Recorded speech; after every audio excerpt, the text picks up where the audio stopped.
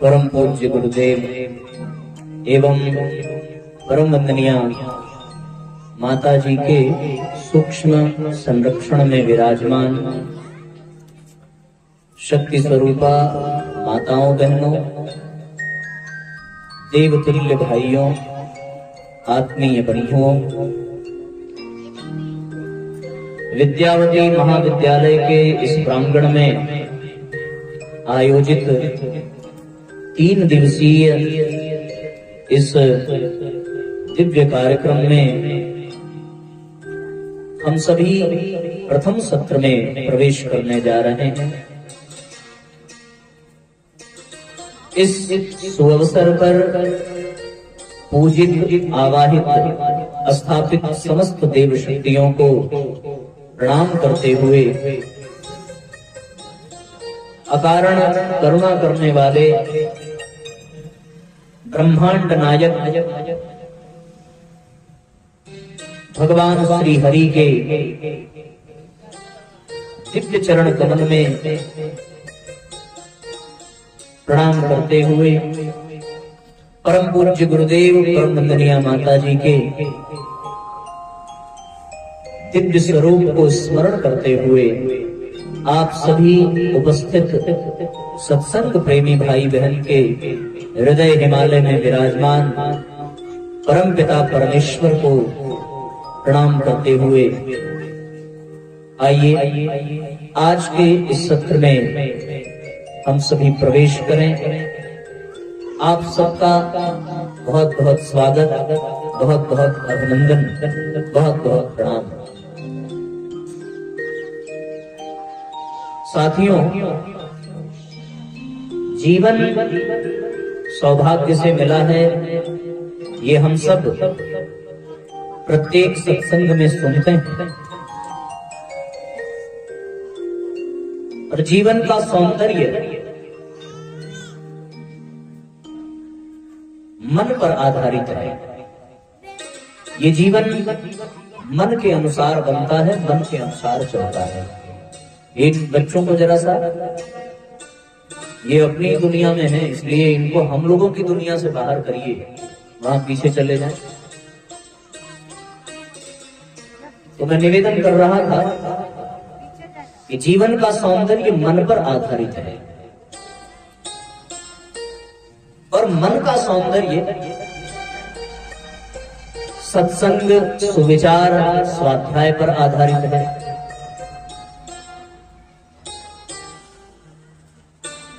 जीवन में सुंदरता का होना अति आवश्यक है।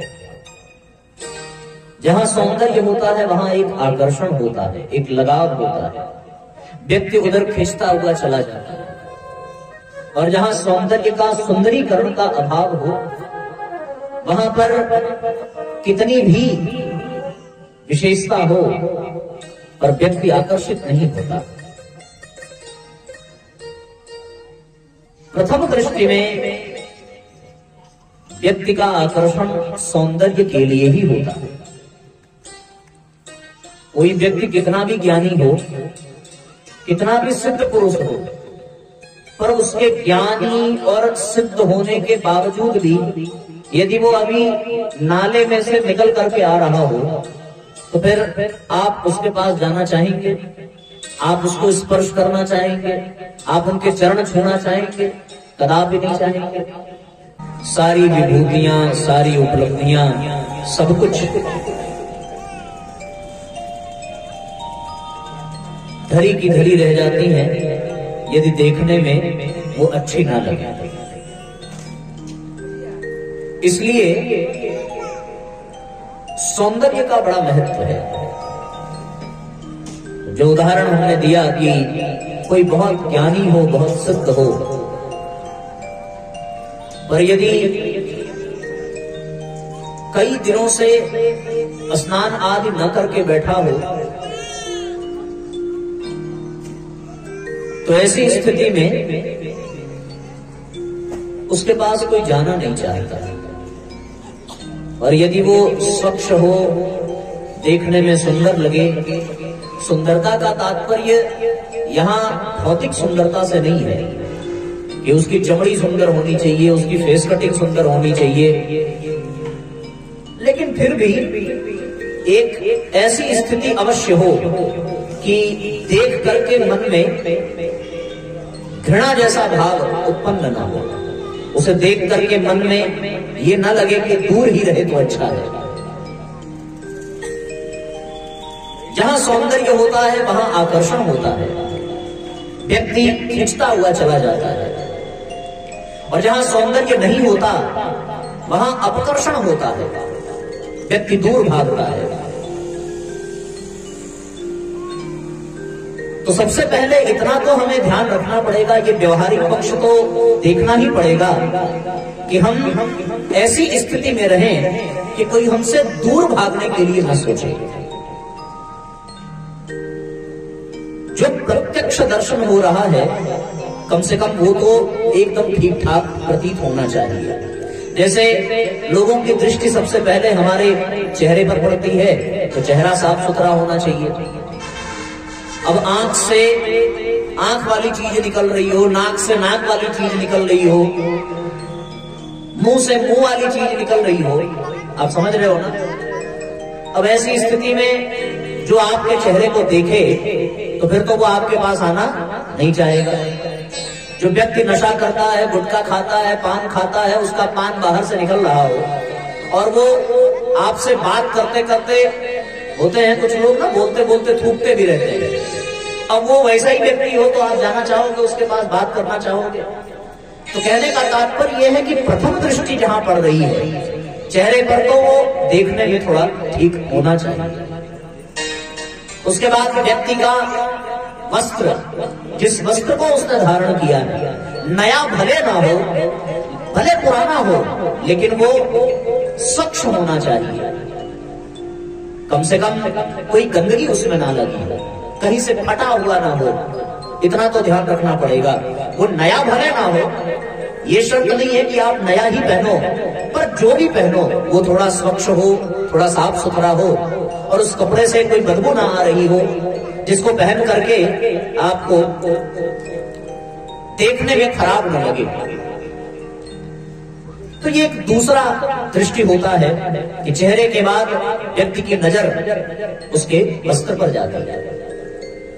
चलो चेहरा भी ठीक है, वस्त्र भी सही है, अब उसके बाद वो व्यक्ति जो बातचीत करता है, जो बोलता है, वो बोलने की कला, बोलने की शैली, उसके द्वारा उच्चारण किए गए शब्द ऐसे होने चाहिए कि कोई भी मर्यादा का उल्लंघन न हो और बातचीत करके अच्छा लगे, संतोषजनक लगे कि हाँ ये आदमी ठीक तरीके से बात करता है। अब वो रेरी मार करके बात करे, बीच बीच में गाली दे करके बात करे, माँ बहन की गालियां, लोग अक्सर, हमारे समाज की एक बहुत बड़ी कुप्रवृत्ति है कि आपस में बातचीत में भी वो माँ बहन की गालियां देते हैं। अब ऐसी स्थिति में गाली दे दे करके बात करने वाले व्यक्ति से मैं समझता हूं कि मर्यादित व्यक्ति, अनुशासन से प्रिय जो व्यक्ति है या आत्मसम्मान स्वाभिमानी व्यक्ति जो है वो तो बात करना नहीं चाहेगा। तो पहला तो चेहरे पर दृष्टि जाती है, दूसरा उसके वस्त्र पर दृष्टि जाती है, और तीसरा एक ये है कि उसके बातचीत पर, उसके हाव भाव पर दृष्टि जाती है। ऐसी स्थिति में ये विचारणीय है कि हम इतनी स्थिति में तो हो कि कम से कम कोई हमसे दूर भागना ना चाहे। एक आकर्षण तो व्यक्तित्व में होना ही चाहिए, और वो आकर्षण का प्रथम जो प्रभाव है वो इन्हीं चीजों से पड़ता है। कौन कौन सी चीजें? वो यही है कि पहले वो आपके चेहरे को देखेगा। व्यवहारिक बात मैं कर रहा हूँ, कोई बहुत वेद शास्त्र उपनिषद की बात नहीं कर रहा। चेहरे के बाद दृष्टि वस्त्र पर पड़ेगी, वस्त्र के बाद दृष्टि पड़ेगी उसके बातचीत करने पर कि वो कैसे शब्द प्रयोग कर रहा है, और उसके बाद यदि दृष्टि पड़ती है तो उसके हाव भाव पर पड़ती है कि उसका चाल ढाल कैसा है, तब व्यक्ति आकर्षित होता है। यदि वो बात बात में अनावश्यक रूप से आपको स्पर्श करे, अनावश्यक रूप से आपको छेड़ता रहे, तो भी व्यक्ति उसके पास दूर ही रहना चाहेगा, पास नहीं जाएगा। कुछ लोगों की आदत होती है बात बात में खोदने की, बात बात में निकोटने की, बात बात में परेशान करने की, बात बात में मार देने की, मजाक मजाक में। ऐसी भी स्थिति होती है। कभी कभी लोग विनोद में ही करते हैं, पर वो एक आदत पड़ जाती है तो वो हर बात में होने लगती है। तो उसके स्पर्श करने का तरीका भी आकर्षित करता है। वो चाल ढाल, वो व्यवहार, वो व्यक्तित्व का एक परिचायक है। उस दृष्टि से भी व्यक्ति देखता है कि हाँ, इसके पास जाने लायक है कि नहीं है। स्पर्श भी कई तरह के होते हैं। एक ऐच्छिक स्पर्श है और एक अनैच्छिक स्पर्श है। ऐच्छिक स्पर्श है बिना किसी विकार के, जब भाई बहन परस्पर गले मिलते हैं उसमें एक अलग प्रेम है, एक अलग भाव है। कोई मित्र एक दूसरे मित्र के कंधे को सहलाता है, वो एक अद्भुत मिलन है। कोई माँ अपने बच्चे के सिर को सहला रही है, ये स्पर्श एक अलौकिक है। इसमें एक आकर्षण है, एक संवेदना है, एक भावना है। ये अनकहे शब्द प्रस्फुटित होते हैं ऐसे स्पर्श में। पर कुछ स्पर्श ऐसे भी हैं जो बिल्कुल बहुत बुरे लगते हैं, व्यक्ति नहीं चाहता। माताओं बहनों के जिस समाज में वो रहते हैं, कहीं कहीं अगर वो जा रही हैं और कहीं अनावश्यक रूप से किसी ने स्पर्श कर लिया तो एक विरोध हो जाता है, खराब लगता है। और कभी कभी तो जूते चप्पल भी उठाने पड़ जाते हैं उस स्पर्श के कारण। इसलिए दृष्टि ऐसी पड़ जाती है कि व्यक्ति दूर जाता है। कहने का तात्पर्य ये है कि सौंदर्य के ये सभी आयाम हैं। पहला आयाम एक ये कि उसका चेहरा ठीक ठाक हो, उसके वस्त्र ठीक ठाक हो। दूसरा ये कि उसकी वाणी संयमित होनी चाहिए।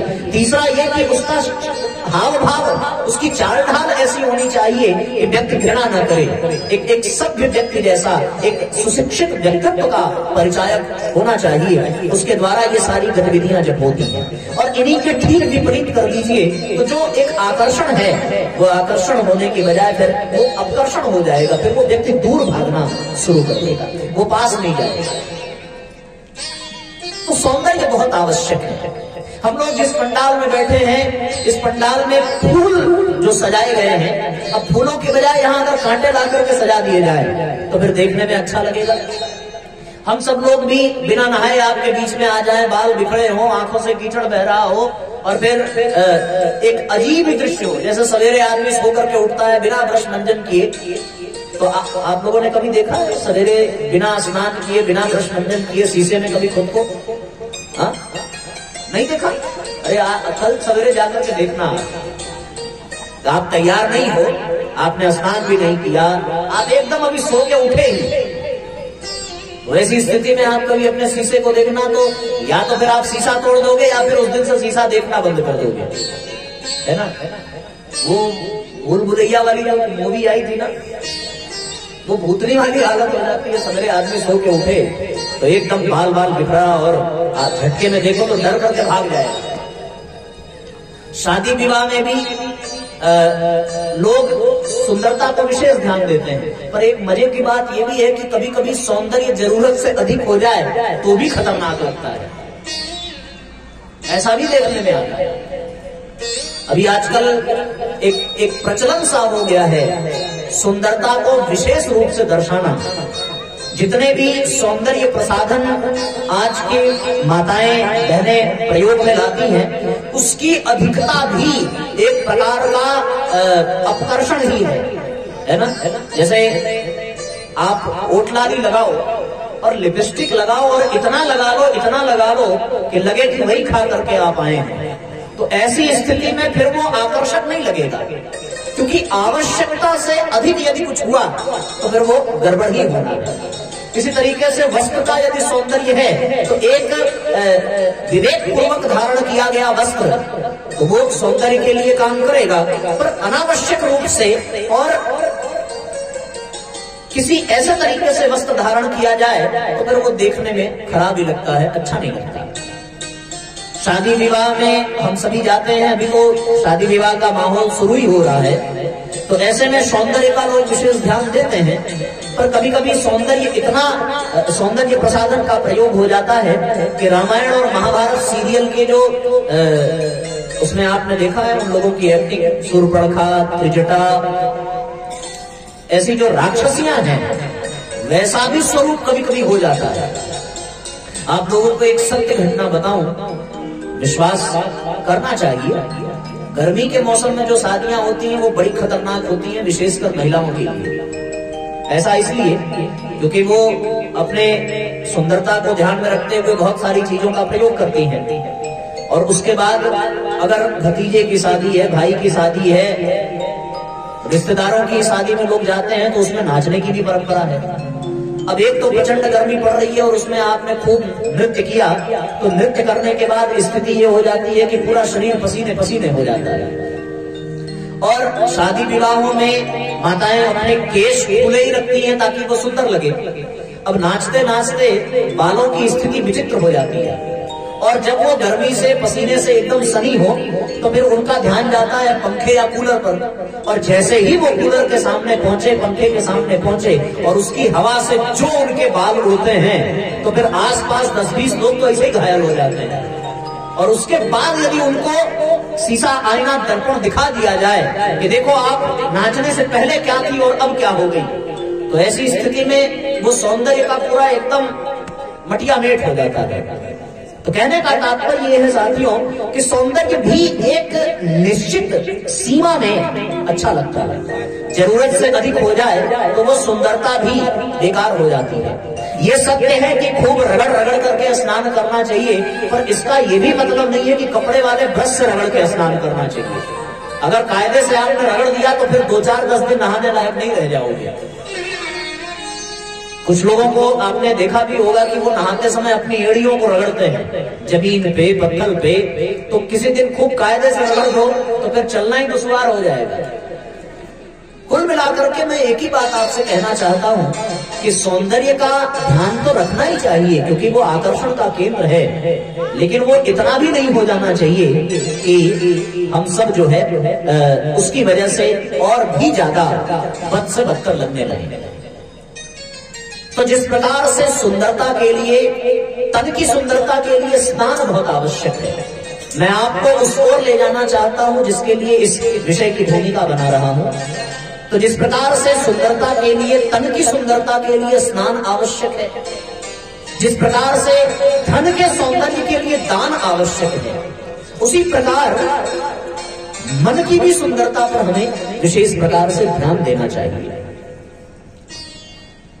तन तो सुंदर हो गया, स्नान कर लिया, अच्छे वस्त्र पहन लिए, अच्छा भोजन कर लिया, अच्छा मेकअप कर लिया, तो तन की तो सुंदरता हो जाती है। लेकिन एक विशेष बात यह है कि इस तन के सौंदर्य के कारण व्यक्ति मन के सौंदर्य को भूल जाता है। और यदि मन का सौंदर्य भुला दिया जाए तो मन की सुंदरता जैसे ही समाप्त होती है, जैसे ही मन निर्मल के बजाय मन से पूरित हो जाता है, फिर वो मन जो है वो व्यक्ति के व्यक्तित्व को नष्ट कर देता है, फिर उसका तन भी सुंदर नहीं रह जाता। इसलिए तन की सुंदरता का भी आधार जो है वो मन की ही सुंदरता है। जब मन की सुंदरता होती है तभी तन भी सुंदर प्रतीत होता है। एक बड़ी विशेष बात यह है कि आपने देखा होगा कि पहले के जो ऋषि महर्षि होते थे, पहले के जो लोग होते थे, वो तन की सुंदरता पर उतना ध्यान नहीं देते थे जितना उनका ध्यान मन की सुंदरता पर होता था। यदि आप शारीरिक दृष्टि से देखें तो पहले साधुओं के, संतों के, ऋषियों के उनकी बड़ी बड़ी दाढ़ियां होती थी, बड़ी बड़ी जटाएं होती थी, कई कई दिनों तक वो जटाएं नहीं धुल पाते थे, बड़ी बड़ी मूछें होती थी, उनके एक ही वस्त्र होते थे, उसी को पखार पखार करके, पछाड़ करके वो अपना पहनते थे, उसी को बदलते थे। कोई शारीरिक दृष्टि से किसी ऐसे संसाधन का वो प्रयोग भी नहीं करते थे। बहुत प्रयोग कर लिया तो एक पीला चंदन लगा लिया, एक लाल चंदन लगा लिया, एक त्रिपुंड लगा लिया, बस इतना ही उनके सौंदर्य का एक साधन होता था। बहुत अधिक खान पान की भी कोई विशेषता नहीं थी, कंद मूल फल इत्यादि खा करके वो अपने जीवन को जंगलों में, वनों में व्यतीत करते थे। बहुत अधिक भौतिक संसाधन भी नहीं थे कि उनको गर्मी लगे तो एसी मिल जाए, वो तो फिर प्राकृतिक वातावरण में ही अपने जीवन को बिताते थे। जो प्रकृति से सुविधा प्राप्त हो जाए उसी सुविधा को केंद्र में रख करके वो अपने जीवन को सुंदर बनाते थे। लेकिन साथियों एक विशेष बात यह है कि इन अभावों में भी उन्होंने तन की सुंदरता की जगह अपने मन के सौंदर्य पर ध्यान दिया और मन की सुंदरता को इतना उत्कृष्ट बनाया, इतना उत्कृष्ट बनाया कि तन के सुंदर सुंदर लोग भी उनके पीछे पीछे चलने को परेशान हो गए। आपने सुना होगा कि महाराज दशरथ के जीवन में जब कष्ट आया तो वो राजमहल की सुख सुविधाओं को छोड़ करके नंगे पांव कहाँ चले जाते हैं? वशिष्ठ और विश्वामित्र के पास चले जाते हैं। वशिष्ठ और विश्वामित्र के पास कोई शारीरिक सुंदरता नहीं है, कोई तन का सौंदर्य नहीं है, लेकिन उनके मन का सौंदर्य ऐसा है, उनके विचारों का सौंदर्य ऐसा है कि वो उनको आकर्षित करता है। और बड़े बड़े महलों में रहने वाले सुख साधन सुविधा संपन्न व्यक्ति भी उनके पीछे पीछे चलने लगते हैं। आपने सुना होगा भगवान बुद्ध के समय में एक वेश्या जिसके पीछे सारी दुनिया पड़ी है, और वो वेश्या किसके पीछे पड़ी रहती थी? वो वेश्या पड़ी रहती थी भगवान बुद्ध के पीछे। भगवान बुद्ध से एक बार उन्होंने कहा कि भगवान पूरी दुनिया मेरे पीछे पड़ी है, पर मैं अपने यौवन को, मैं अपने सौंदर्य को आप पर लुटाना चाहती हूँ। भगवान बुद्ध ने कहा कि देवी, ये अवसर तुम्हें मैं जरूर दूंगा, तुम्हें ये समय जरूर मिलेगा, और जब इस दुनिया में कोई तुम्हें पूछने वाला नहीं होगा, तब तुम्हारे यौवन, तब तुम्हारे सौंदर्य को मैं स्वीकार करूंगा।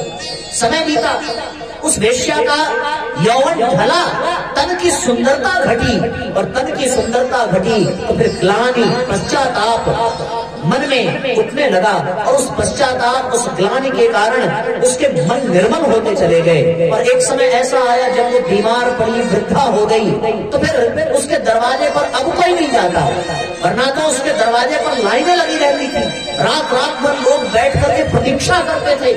अब उसके दरवाजे पर कोई नहीं है। पर एक समय ऐसा आता है जब भगवान बुद्ध उसके किवाड़ को खटखटाते हैं और हे सुंदरी कहकर के संबोधित करते हैं कि देवी, अब आपके पास कोई आने वाला नहीं है, क्योंकि ये दुनिया तन की सुंदरता चाहती है, पर मैं मन की सुंदरता चाहता हूँ।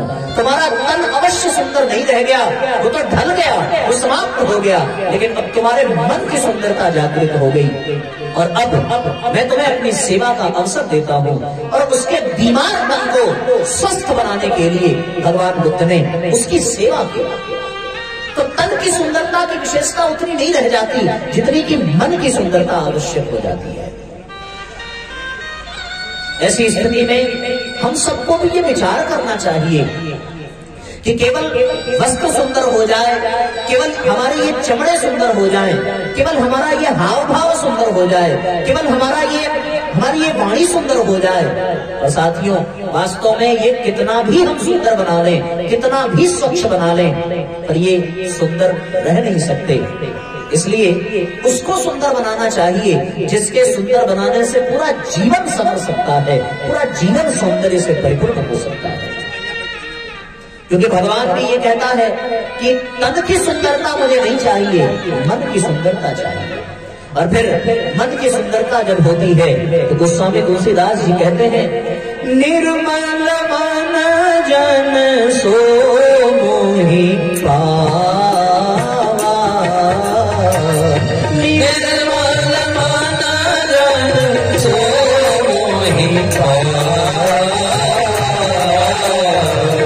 मोहि कपट चल शीघ्र मोहि कपट चल शीघ्र सन्मुख होहि जीव मोहि जगति, सन्मुख होहि जीव मोहि जगति, जन्म कोटि अविनाशहि तदोहि, जन्म कोटि अविनाशहि तदोहि।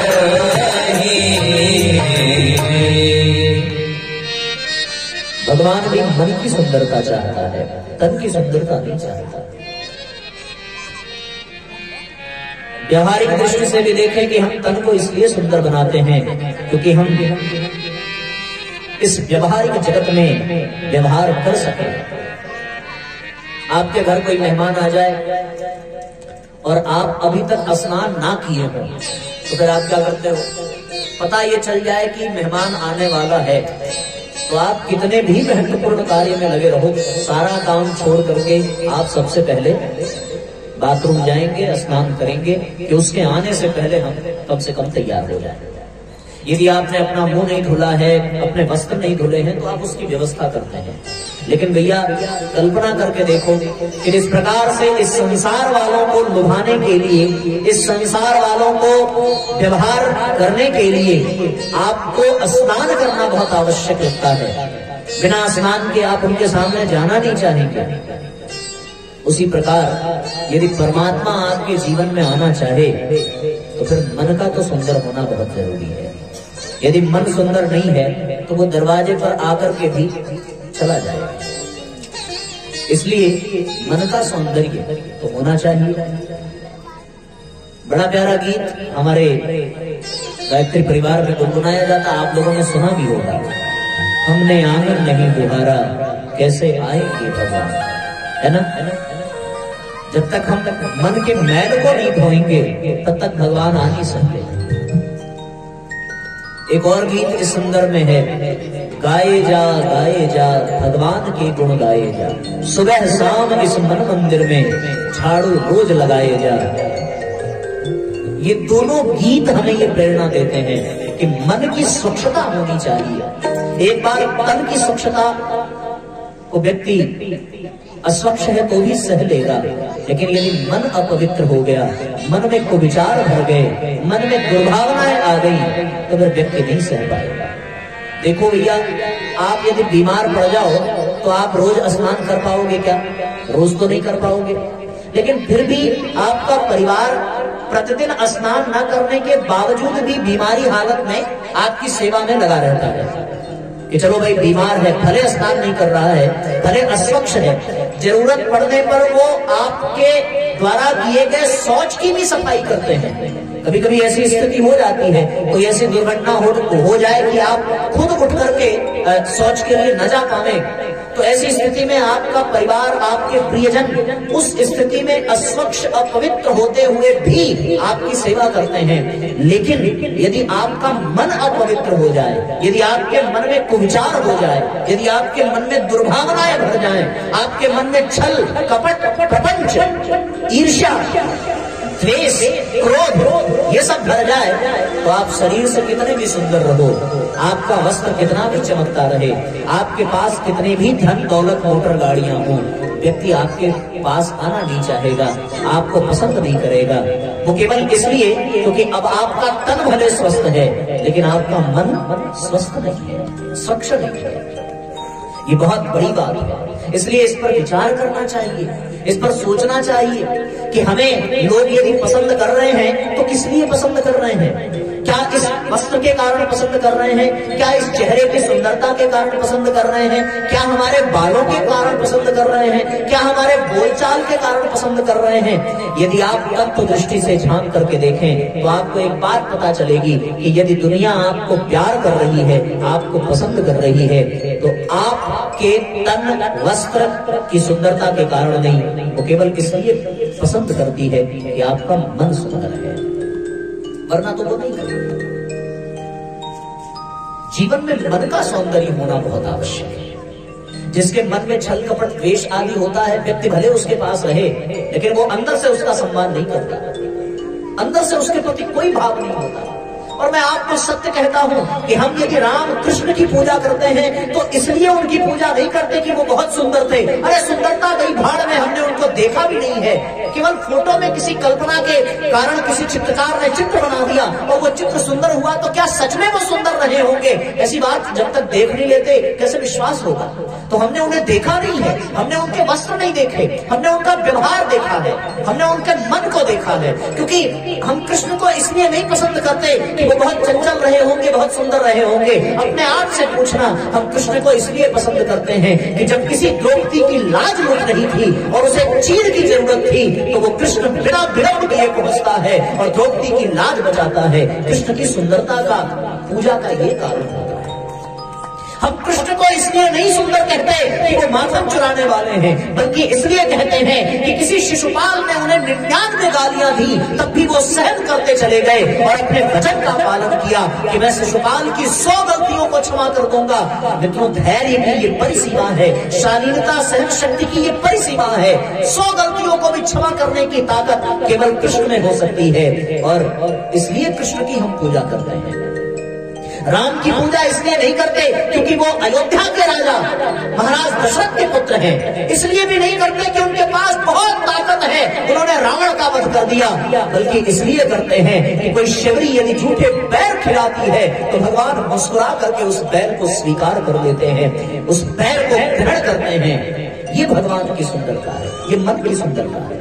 सुनते हैं कि लक्ष्मण ने झूठे बैर को फेंक दिया, पर राम ने उस बैर को प्रसाद समझा और खाने के बाद ये कहा कि हे भैया, आज तुम्हारे हाथ से ये झूठे बैर खा करके ये अनुभव होता है जैसे मानो वर्षों बाद माता कौशल्या के हाथ से मैं भोजन पा रहा हूं। शबरी को माता की संज्ञा दी है। भगवान राम की इसलिए पूजा नहीं होती कि उन्होंने समुद्र पर सेतु बांध दिया, बल्कि इसलिए पूजा होती है कि जब किसी अहिल्या के मन के पुल टूट जाते हैं और वो अहिल्या जिसके पति ने त्याग दिया, जिसके शिष्यों ने त्याग दिया, उस आश्रम में रहने वाले वन्य पशु पक्षियों ने त्याग दिया, तो फिर उस अहिल्या का उद्धार करने के लिए भगवान पहुंचते हैं। भगवान की ये विशेषता है, इसलिए हम राम की पूजा करते हैं। वो चाहते और फिर कुछ भी कर सकते थे, पर उनके सौंदर्य का कारण क्या है? उनके सौंदर्य का कारण ये है कि कोई केवट अगर पांव धुलने की जिद करता है तो भगवान मना नहीं कर पाते, और वो केवट केवल गंगा पार कराता है, पर भगवान तो भव सागर से पार करा देते हैं। ऐसा सौंदर्य जब परमात्मा के भीतर हम देखते हैं तब उनकी पूजा करते हैं। और मैं आपसे एक और बात कह दूं कि एक और बहुत लोकप्रिय सत्ता है हमारे इस समाज में भगवान शिव की। भगवान शिव को यदि सौंदर्य की दृष्टि से देखें तो मैं समझता हूं कि राम और कृष्ण की अपेक्षा उनमें कोई सौंदर्य नहीं है। सुना है कि बाघांबर के छाल लपेटे हुए कैलाश के पर्वत पर नग्न बदन, और कहते हैं शमशान की भस्म लगाने वाला और हुक्का चिलम पीने वाला, कुछ ऐसी व्याख्या हम लोग करते हैं। तो इसलिए भगवान शिव को प्रेम नहीं करते, बल्कि इसलिए प्रेम करते हैं कि उनके मन का सौंदर्य देखो कि इस संसार में कहीं विष व्याप्त न हो जाए, इस संसार का कहीं अहित न हो जाए, और इस संसार को बचाने के लिए वो इस संसार के विष को, जहर को अपने भीतर धारण कर लेते हैं। इसलिए भगवान शिव देव नहीं महादेव कहलाते हैं, केवल मन की सुंदरता के कारण। यदि ये सौंदर्य उनके भीतर ना होता तो फिर इन देवताओं की कौन पूजा करता, इन देवताओं को कौन पूजता?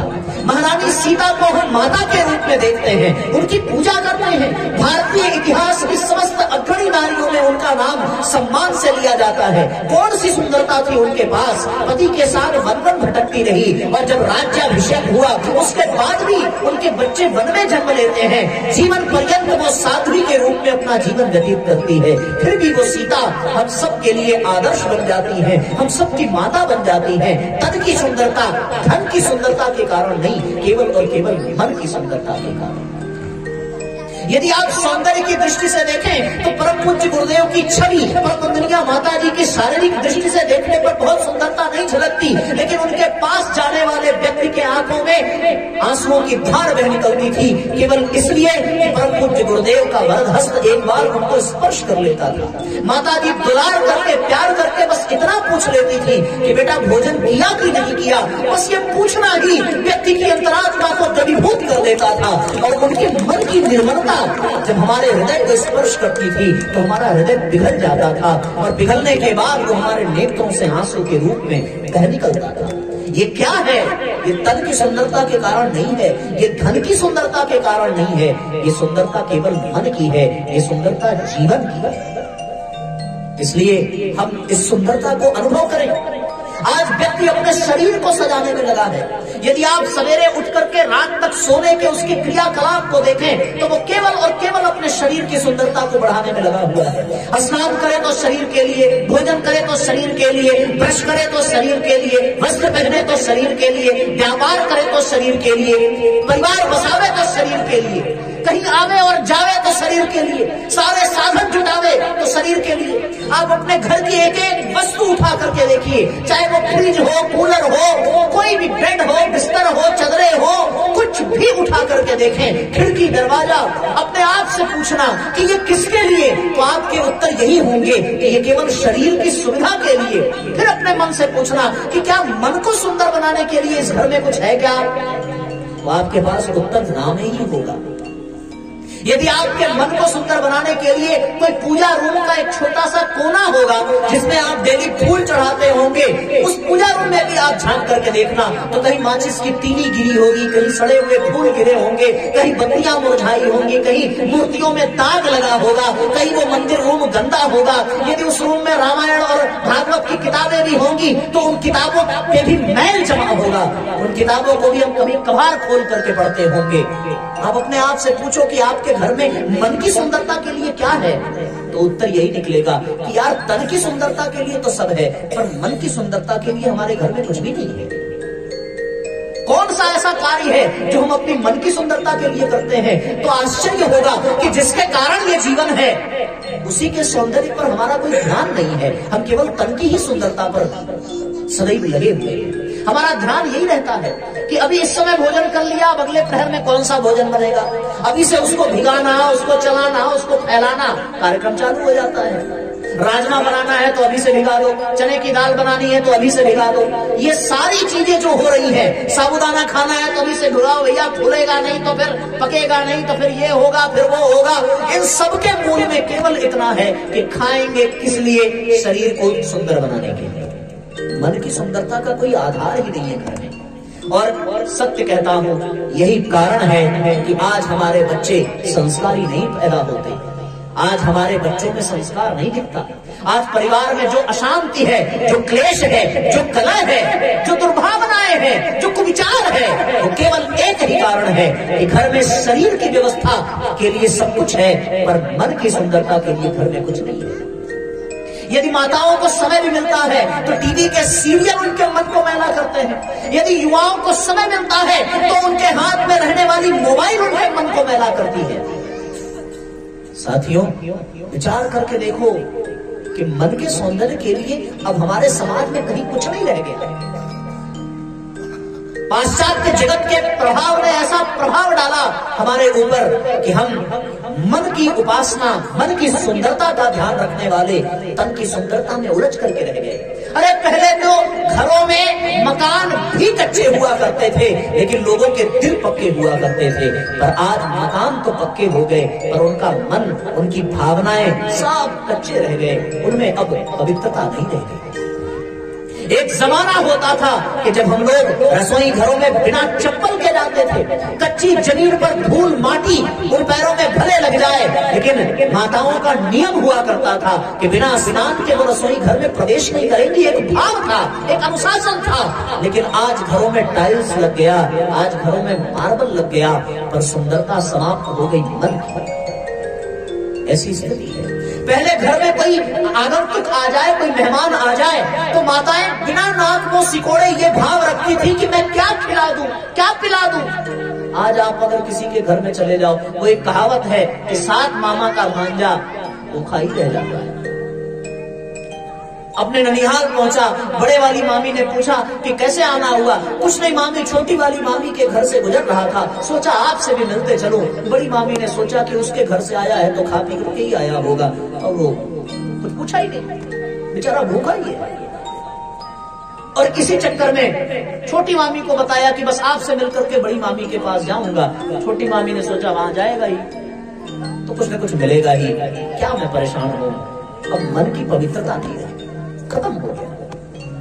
फिर आज तब हम दुहाई देते हैं कि बच्चे संस्कारी नहीं होते, तब हम दुहाई देते हैं कि अब क्लेश है, कलह है, अशांति है। साथियों, अब जीवन में धन तो बहुत बढ़ता जा रहा है लेकिन मन गिरता जा रहा है। अब हमारे मकान तन रहे हैं लेकिन हमारा तन बेकार होता जा रहा है, हमारा हृदय विभिन्न होता जा रहा है, छिन्न भिन्न होता जा रहा है। एक परिवार की सत्य घटना मैं आपको बताऊं, परिवार में सामग्री है, सुविधा है, संसाधन है, लेकिन साधना नहीं है। ऐसी स्थिति में विचित्र स्थिति हो जाती है। एक परिवार के 2 भाई और दोनों बड़े प्यार से हैं, उनकी पत्नियां बहुत प्यार से रहती हैं। एक सुबह का भोजन बनाती, एक शाम का भोजन बनाती, हिल मिल करके दोनों रहते और फिर दोनों में खूब प्यार रहता। एक दिन गजब की घटना घटी। जो बड़ा भाई था वो बाजार से आम खरीद करके ले आया और आम के 2 थैले लेकर के आए। तो जैसे ही वो अपने घर में प्रवेश करता है, उसका बेटा भी दौड़ करके आया और छोटे भाई का भी बेटा दौड़ करके आया। 2 थैलियां उसके हाथ में आम थी, और जब दोनों बेटे दौड़ करके आए तो उसको पकड़ाना तो ऐसे ही चाहिए था, लेकिन पता नहीं उसके दिमाग में क्या आया कि ऐसे देने की बजाय उसने ऐसे दे दिया। इस दृश्य को छोटी वाली बहू ने घर में से देखा कि भाई साहब ऐसे भी दे सकते थे, लेकिन उन्होंने ऐसा क्यों कर दिया। तो फिर बाद में उसे ये पता चला कि जिस थैले में अच्छे वाले आम थे वो अपने बेटे को पकड़ा दिया, और जो थोड़े सड़े थे, थोड़े सस्ते थे, वो अपने भाई के बेटे को पकड़ा दिया। उसका तो दिमाग खराब हो। रात का भोजन बनाया नहीं, घर वाले आए, पति ने पूछा आज तूने भोजन नहीं बनाया। उसने कहा कैसे बनाऊं, अब तक तो मैं कुछ और ही समझ रही थी, पर अब तो भोजन तब बनेगा जब रसोई अलग होगा। पूछा बात क्या है, बोले बात कुछ नहीं है, बात केवल इतनी सी है, ये ऐसे भी दिया जा सकता था, पर देते समय उन्होंने ऐसे क्यों कर दिया। इतनी सी बात। तो दोष आम का नहीं है, दोष देने की प्रक्रिया का नहीं है, दोष उस शरीर का भी नहीं है जो आम लेकर के आया, दोष उस मन का है जिस मन ने ये कहा कि ये वाला आम इसको दे देना, ये वाला आम उसको दे देना। ये मन की खराबी, मन की अस्वच्छता, मन की अपवित्रता परिवार को तोड़ देती है और फिर संगठन समाप्त हो जाता है। इसलिए अब ये विषय ऐसा है कि बोलते रहे तो फिर आज वाला सत्र इसी में बीत जाएगा, लेकिन विचारणीय प्रश्न है कि मन की सुंदरता, मन का सौंदर्य, ये हमें ध्यान देना चाहिए ना। हम लोग तन की सुंदरता को निहार लेते हैं अपने दर्पण में। स्नान करने के पश्चात हम नहा धो करके जाएंगे शीशे के सामने और एक बढ़िया कंघी लेंगे और फिर बाल बाल झाड़ते हैं, और यदि उस शीशे में, उस दर्पण में कहीं पर कोई दाग दिख गया चेहरे पे तो फिर हम उसको तुरंत साफ करेंगे। ऐसा करते हैं। अब देखो ये बात अलग है कि माताएं दर्पण के सामने थोड़ा समय अधिक बिताती हैं, तो भाई लोग थोड़ा कम बिताते हैं, पर इतना तो है कि देखते सभी हैं कि हमारा चेहरा ठीक ठाक लग रहा है कि नहीं लग रहा। पर काश कोई ऐसा दर्पण मिल जाता जिसमें हम अपने मन को भी झांक पाते कि हमारा मन ठीक ठाक दिख रहा है कि नहीं। कोई ऐसा आईना बन जाता इस दुनिया में जिसमें देख करके ये लगता कि तुम्हारे मन में इतना % क्रोध अभी बचा हुआ है। कोई ऐसा दर्पण मिल जाता तो मजा आ जाता। कोई ऐसा शीशा मिल जाए जिसमें झांक करके ये पता चले कि अभी मन में कहीं ना कहीं ये अहंकार इस कोने में लगा हुआ है, और फिर आप कपड़ा भिगाते और उस अहंकार को पोंछ करके हटा देते और आपका मन निर्मल बन जाता। ऐसा कोई दर्पण है क्या? विचार करके देखो। परम पूज्य गुरुदेव ने कहा कि मन को कुविचारों और दुर्भावनाओं से बचाए रखने के लिए जीवन में स्वाध्याय और सत्संग की व्यवस्था बनाए रखेंगे। बस इसी सूत्र की व्याख्या के लिए मैं अब तक ये भूमिका आपको प्रदान कर रहा था कि यदि इस दुनिया में मन के सौंदर्य के लिए कोई दर्पण है, कोई आईना है, तो वो क्या है? वो साथ में सत्संग है, वो स्वाध्याय है। इसी के सहारे हम अपने मन को सुंदर बना सकते हैं। क्योंकि जब हम किसी कथा पंडाल में बैठते हैं, किसी सत्संग में बैठते हैं, तो वहां तन के लिए दर्पण नहीं होता, लेकिन उस कथा में आपके मन के लिए दर्पण होता है। उस कथा में बैठकर आप ये सुन सकते हो, ये जान सकते हो कि आपका मन सीता जैसा है अथवा शूर्पणखा जैसा है। आपके मन में राम है या आपके मन में रावण है। फिर आप उस कथा में बैठ करके जान सकते हो। ये कथा कोई प्रवचन नहीं है, कोई उपदेश नहीं है, कोई कलाकारिता नहीं है, कोई आत्म प्रवंचना नहीं है। ये कथा तो एक साक्षात दर्पण है। ये सत्संग पंडाल साक्षात दर्पण है, जहां आपको ये आईना दिखाया जाता है कि इस आईने में झांक करके देखो कि तुम्हारे मन में कौन बसता है, राम बसते हैं या रावण बसते हैं। यही वो दर्पण है। और ये दर्पण जब आपके सामने हो, अच्छा एक बात बताओ, आप जो है शीशा अगर लेते हो तो शीशे को आप अपने हाथ में उठा करके ऐसे सामने रखते हो, ठीक ना? ऐसे ही रखते हो ना? देखा है ना शीशा आप लोगों ने? कौन कौन देखा भाई? हाथ उठाओ। अच्छा सब लोगों ने। तो मुंडी तो हिलाओ। अब इतना मुंह चलाया जा रहा है, ये मुंडी भी नहीं हिला रहे। तो आप शीशा देखते हो तो ऐसे ही सामने रख करके, और यदि आप कोई अच्छी किताब पढ़ते हो तो कैसे? ऐसे ही सामने रख करके ना। तो यदि आपके हाथ से वो शीशा भी ढका हो, आपके हाथ से वो किताब भी ढकी हो, और आपके सामने वाला व्यक्ति आपको देख रहा हो, तो वो देखेगा और आप खूब ऐसे ऐसे करो तो वो समझ जाएगा कि ये शीशे में ही देख रहा है, ठीक है ना। उसी तरीके से कभी आप कोई अच्छी पुस्तक गुरुजी की उठाओ और इसको पढ़ करके ऐसे ऐसे करो, यहाँ यार ये कभी मेरे अंदर है, तो फिर मजा आ जाएगा। फिर दूर से देखने वाला ये सोचेगा कि ये कौन सा शीशा है जो ऐसे ऐसे के बजाय ऐसे ऐसे करवा रही है, तो वो समझ जाएगा अरे ये तो वो दर्पण नहीं है, लकड़ी वाला नहीं है, कांच वाला नहीं है, ये दर्पण तो श्रेष्ठ विचारों वाला है, श्रेष्ठ साहित्य वाला है। और इस दर्पण को जब हम देखते हैं तो हम अपने मन की सुंदरता को निखारते हैं, हम अपने मन के सौंदर्य को बुलाते हैं। बात समझ में आ रही है ना? सबको आ रही है कि किसी किसी को आ रही है? किसको किसको समझ में आ रही है भाई, हाँ बताओ। तो अब मन की सुंदरता को बताने के लिए हमारे पास दो भजन है। एक तो हो गया कि हमने आंगन नहीं बुहारा कैसे आएंगे भगवान, ठीक है ना। और दूसरा हो गया कि सुबह शाम इस मन मंदिर में झाड़ू रोज लगाए जा। आप बताओ आपको कौन सा सुनना है? दोनों तो नहीं होगा भाई। अभी हमने क्या कि आप देखो, आप किसी दुकान पर जाओ सामान खरीदने तो आप जितना मूल्य दोगे उतना ही आपको मिलेगा। अब मैं दोनों सुना देता क्योंकि हम लोग बड़े उदार हैं, लेकिन आपने खर्चा कम किया है। खर्चा का मतलब धन से नहीं है, मतलब ये है कि आपने प्रचार प्रसार कम किया। अभी भी पंडाल खाली है, तो हम दोनों तो नहीं सुनाएंगे। हाँ, आप अगर ये वादा करो कि आप कल बहुत लोगों को जुटा करके ले आएंगे और ये पूरा भर जाएगा, तो कल हम दोनों सुना देंगे। आज तो आपकी मेहनत पे एक ही बनता है, क्यों भाई? एक से ज्यादा तो नहीं। 10 रुपया दोगे तो उतना ही सामान मिलेगा, ठीक है ना। तो 50 लोग रहेंगे तो एक भजन, और 100 लोग रहेंगे तो, और 150 रहे तो, और 500 रहे तो भजन ही भजन है, ठीक है ना। तो आप बताओ, मैं दोनों सुनाता हूँ, दोनों में आप जो बताएंगे तो वो मैं फिर आपको पूरा सुनाऊंगा, ठीक है ना। हमने आंगन नहीं बुहारा कैसे आएंगे भगवान, कैसे आएंगे भगवान। हमने आंगन नहीं बुहारा कैसे आएंगे भगवान, कैसे आएंगे भगवान। मन का मैल नहीं धोया तो, मन का मैल नहीं धोया तो कैसे आएंगे भगवान, कैसे आएंगे भगवान। ये एक हो गया ना। अब दूसरा सैंपल आपके लिए। अच्छा, ये इतिहास में जब पहली बार हो रहा है कि मैं पूछ के आपको भजन सुना रहा हूं।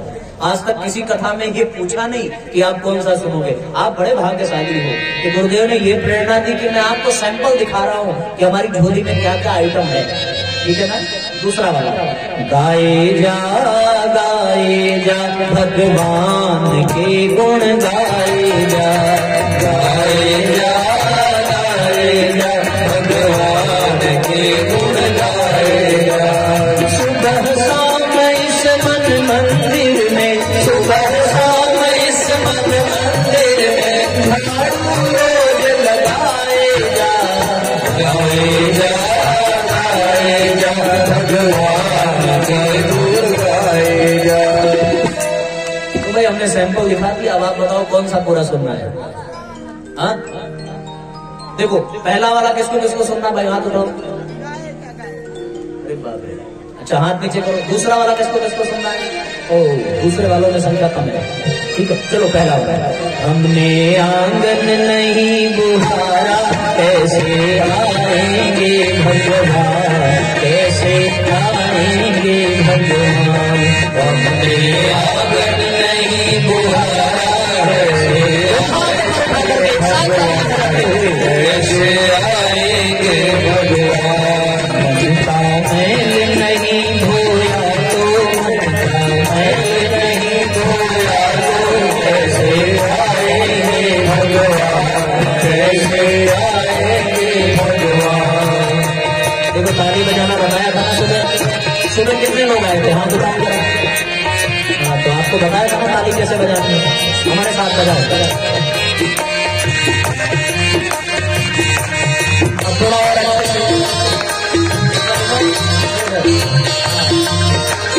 ऐसे घूम कर एक बार दाहिने फिर बाएं।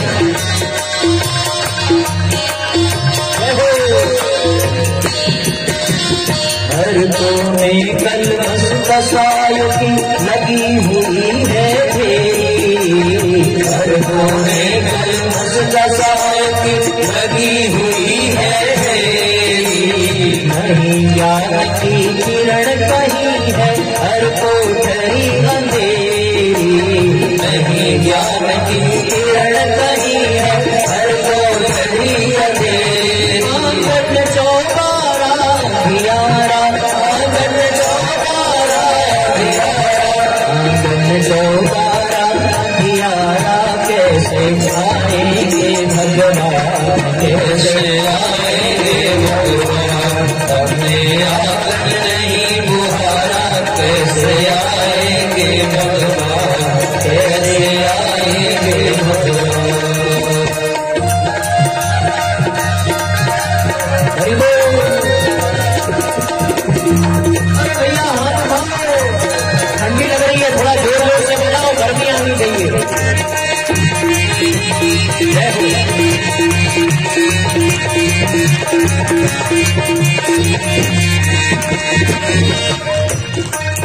हृदय हमारा पिघल न पाया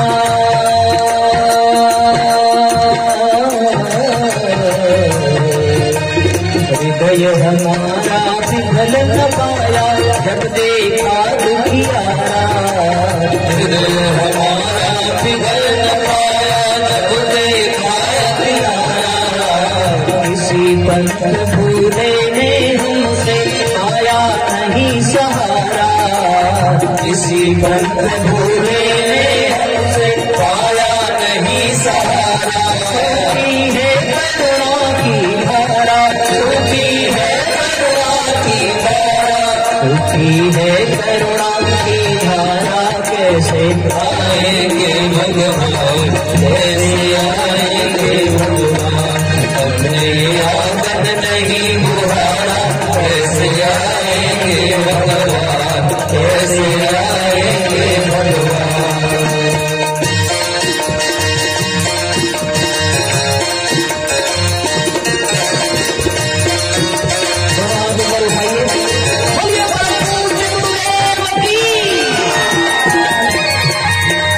सभी भावपूर्वक तालियां बजाते हैं। जय हो।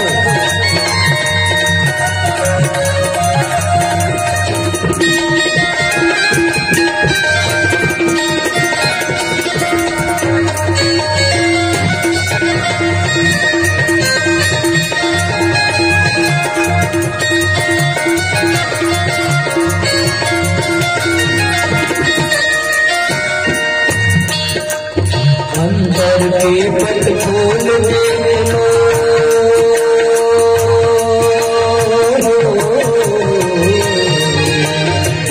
कभी राम निर्मल भला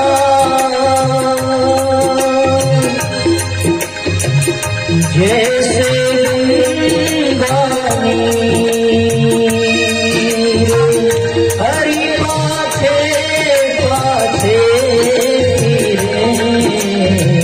कहत कबीर कबीर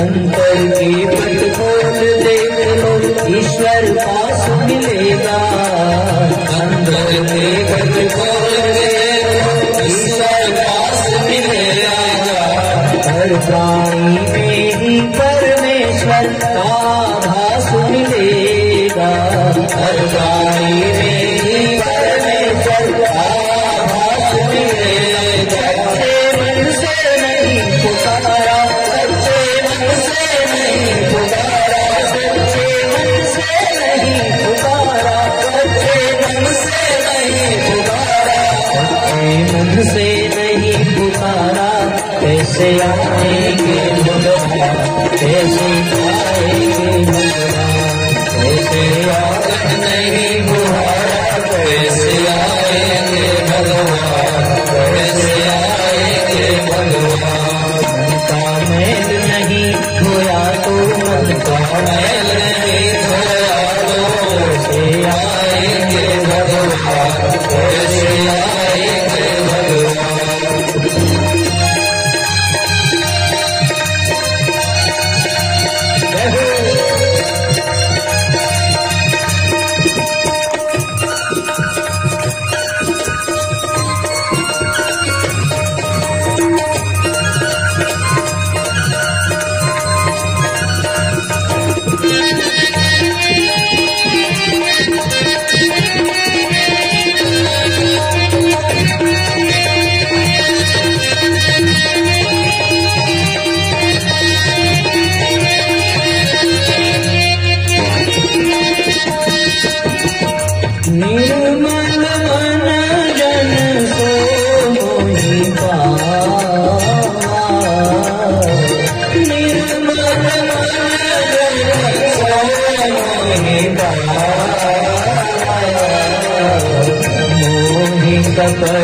चल छीद्र मोहित कट चल छीद्र निर्मल मन हो छतरी के घर जाते निर्मल मन हो छतरी के घर जाते शाम सूर की बाह पकड़ते शाप विदुर घर खाते शाम सूर के बाह पकड़ते शाप विदुर घर खाते इस पर होते नहीं बिचारा इस पर होते नहीं बिचारा इस पर होते नहीं बिचारा इस पर होते नहीं बिचारा इस पर सबने नहीं बिचारा कैसे आएंगे भगवान कैसे आएंगे भगवान कैसे आएंगे भगवान कैसे आएंगे भगवान उनमें आकर नहीं बुहारा कैसे आएंगे भगवान कैसे आएंगे भगवान कैसे आएंगे भगवान कैसे आएंगे भगवान मन का मैल अगर धोलो मन का मैल अगर धोलो तोड़े आएंगे भगवान तोड़े आएंगे भगवान मन का मैल अगर धोलो तोड़े आएंगे भगवान तोड़े आएंगे भगवान हमने आंगन नहीं बुहारा कैसे आएंगे भगवान कैसे आएंगे भगवान तोड़े आएंगे भगवान तोड़े आएंगे भगवान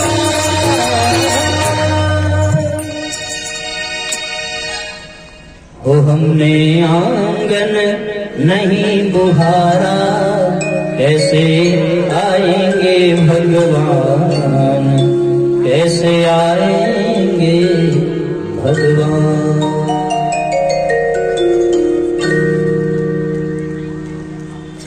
तो हम लोगों की चर्चा ये चल रही थी कि तन की सुंदरता के साथ साथ मन का भी सुंदर होना बहुत बहुत मन की सुंदरता के लिए जीवन में सत्संग का होना आवश्यक है। मन की सुंदरता के लिए जीवन में स्वाध्याय होना बहुत आवश्यक है। तो जिस प्रकार से हम अपने घरों में तन की सुंदरता के सारे सामान एकत्रित करके रखते हैं, उसी प्रकार अपने घरों में मन की भी सुंदरता के लिए सारी व्यवस्थाएं होनी चाहिए। अब मन की सुंदरता के लिए घर में उपवास की परंपरा हो, घर में उपासना की परंपरा हो, घर में उपनिषद की परंपरा हो। मन की सुंदरता के लिए घर में गीता का पाठ हो, घर में गौ की सेवा हो। मन की सुंदरता के लिए घर में यज्ञ आदि का, कथा वार्ता का, सत्संग आदि का, संतों के आगमन और पुनरागमन का बारंबार प्रयत्न होता हो, तो घर के लोगों के मन की सुंदरता बनी रहती है। ऋषियों ने व्यवस्था की कि घर में मन भी सुंदर बना रहे। पूछो कैसे? उन्होंने सारी व्यवस्था बना दी, पर हम भूलते चले जा रहे हैं। कैसे जोड़ दिया ऋषियों ने सारी चीजों को अध्यात्म से। उन्होंने कह दिया सोमवार का दिन आवे तो किसके लिए कुछ चिंतन करो, भगवान शिव को याद करो। अब भगवान शिव के शरण में जाकर के मन को सुंदर बनाओ। अच्छा, सोमवार को आपकी तबीयत खराब हो गई, यार इस बार तो मैं सोमवार का व्रत नहीं कर पाई, कोई बात नहीं, मंगलवार तो आया, मंगलवार आया तो फिर किसका दिन आ गया? बोले बजरंगबली का आ गया, और बजरंगबली का आ गया। चलो मान लिया कि मंगलवार को भी तुम बीमार रहे, कुछ ना कर सके, तो बुधवार तो आया। और सुना है कि बुधवार को भगवान गणेश का दिन होता है, फिर उनकी पूजा में ऋषियों ने लगाया। बुधवार को भी मर मिटे, कुछ नहीं कर पाए, पूरा दिन बीत गया चूल्हा चौका में ही। अरे अगले दिन गुरुवार आया, और गुरुवार के दिन भी हम गुरु की शरण में न जा सके, तो भी निराश मत होना।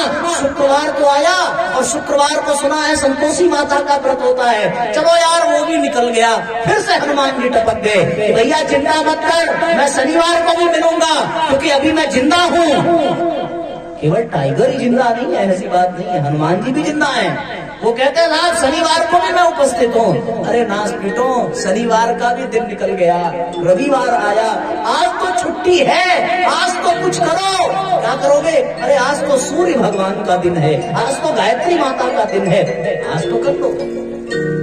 हम आज भी नहीं कर पाते, मन की सुंदरता के लिए कुछ नहीं किया, ऐसे काम करना। अच्छा चलो यार, हफ्ते में नहीं हो सकता, कोई बात नहीं, फिर याद करो अब ऋषियों ने दूसरा कौन सा उपाय दिया। बोले अरे इतना सुंदर उपाय दिया, प्रतिपदा का व्रत नहीं रखा तो कम से कम पंचमी का रख लो, पंचमी का नहीं रखा तो एकादशी कहाँ भागी जा रही है। अरे एकादशी नहीं गई तो पूर्णिमा अभी आने वाली है, लेकिन हम तो सब भगाते चले गए, भगाते चले गए। ये भी नहीं हुआ तो चलो महीने में प्रदोष का व्रत आया, दुनिया भर के ये सारे चीजें लगी हुई है, पर हम कहाँ करते हैं। अच्छा एक बात कहूं, यदि आप करते भी होंगे, यदि आपने किया भी होगा, तो फिर किस लिए किया, ये भी तो बड़ा मायने रखता है। किसी से पूछा कि तुमने करवा चौथ का व्रत किया, उसने कहा हाँ किया। बोले किसके लिए किया? बोले पति के लिए किया। फिर पूछा प्रदोष का किया, किसके लिए किया? बोले बेटे के लिए किया। फिर हमने कहा और कौन सा? बोले हम तो जूतिया का भी व्रत रखते हैं, किसके लिए? बोले बच्चे के लिए। मैंने कहा तीज वाला क्या? बोले हाँ तीज का भी करती हूँ, किसके लिए? पति के लिए। अरे कुछ ऐसा भी है जो उसके लिए भी हो, जिसने बेटा और पति दिया है, उसके लिए नहीं है। सब बेटे के लिए, सब पति के लिए। और माताओं अपने दिल पे हाथ रख करके बताना कि सबसे ज्यादा दुख किससे मिलता है, या तो पति से या तो बच्चे से, इसके अलावा दुनिया में कौन दुख देता है? इनके ही कारण मिलता है। अरे ननद बुरी नहीं होती, बुरा तो वो बेचारा पति हो जाता है जो ननद की बात सुनता है। देवरानी बुरी नहीं होती, बुरा तो वो बच्चा हो जाता है जो माँ से ज्यादा चाची के बारे में सोचता है। और उसी पति उसी बच्चे के लिए मरते रहे। कभी उन पति और बच्चों को जिनकी कृपा से पाया है, उसको भी तो याद कर लेते। किसी ने कहा हम तो सावन के सारे सोमवार रहते हैं। पूछा क्यों? बोले सुना था कि पार्वती जी का जब विवाह नहीं हुआ था तो वो सोमवार का व्रत करते करते शिव जी को पा लिया। हमने कहा शिव में क्या खासियत? बोले वो कपड़ा नहीं पहनते, हमें शिव जैसा पति मिल जाए तो कपड़ा भी नहीं धुलना पड़ेगा। हमने कहा अरे यार ये तो बड़ी दुनिया चालाक निकल गई। फिर पूछा कि अच्छा और कौन सी विशेषता? बोले सुना है वो महीनों वर्षों युगों समाधि में रहते हैं, ऐसा पति मिल जाए तो और क्या चाहिए, कम से कम मैं अपनी मनमानी तो कर पाऊंगी। हमने कहा मेरे देवी बड़ी चालाक निकल गई, अपने देश की माता है, कमाल हो गया। तो इसलिए सोमवार का व्रत कि ऐसा पति जो शिवजी की तरह हो। लेकिन याद रखना, शिव जब क्रोधित होते हैं तो भैया फिर प्रलय भी आता है, इसलिए इसका भी ध्यान रखना। अगर शिव जैसा पति मिल गया तो वो केवल भोला भाला नहीं होगा, कभी तो दिमाग खराब होगा। तो ये मामला है, हम मन की सुंदरता के लिए कुछ कर नहीं पाए। और जो ऋषियों ने बनाया तो हम लोगों ने उसको करना भी शुरू किया, और करते करते उससे भी अपने मन को मैला कर लिया।